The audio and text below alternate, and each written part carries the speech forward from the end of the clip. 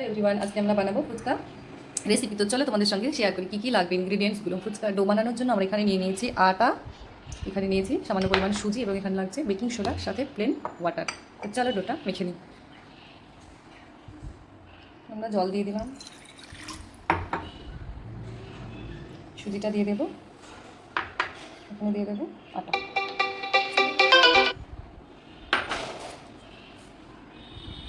এখানে দিয়ে দেবো বেকিং সোডা হালকা। চলো এটাকে আমরা এখন মেখে নিই। এটা খুব নরম করবো না, এটা যেমন আমরা বানাই আর কি, রুটি বানানোর মতো একটা ডো বানিয়ে নেব। দিয়ে কিছুক্ষণ আমরা এটাকে রেস্টে রেখে দেবো, 10 মিনিট মতো। আর আমরা ফুচকার শেপগুলো দিয়ে নিই, তোমরা দেখতে থাকো।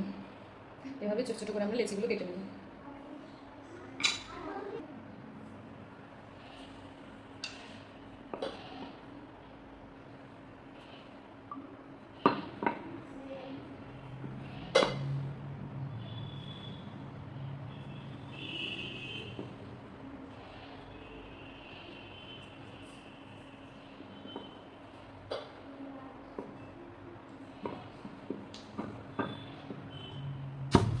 তো চলো এগুলো আমি বানিয়ে নিয়েছি ফুচকাগুলো, এবার আমি ভেজে নেবো একটা ফ্রাইং প্যান বসিয়ে।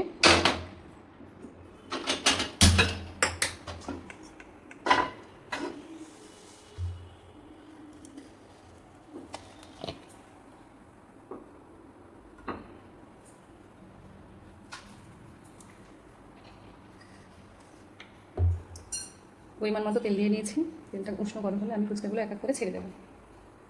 তো চলো ফুচকাগুলো এক এক করে ছেড়ে দিই।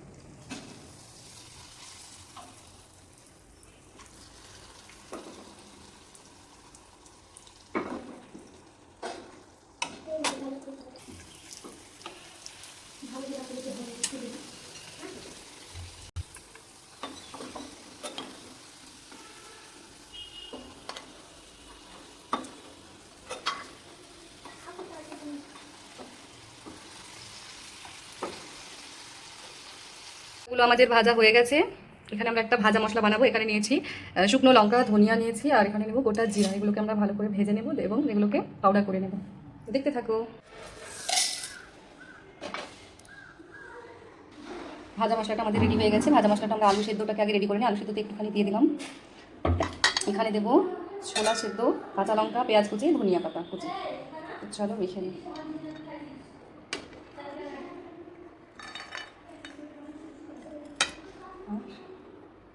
স্বাদ মতো লবণ দিয়ে দেবো। চলো তোমরা দেখতে থাকো।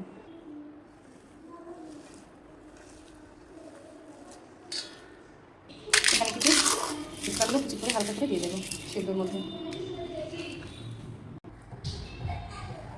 আমি তেঁতুলের জলটাকে রেডি করে নেবো। তেঁতুলগুলো আমি ভিজিয়ে রেখেছিলাম আধা ঘন্টা আগে। সুন্দর করে এগুলোকে আমি এখন স্ট্রেনারে একটা ছেঁকে নেব।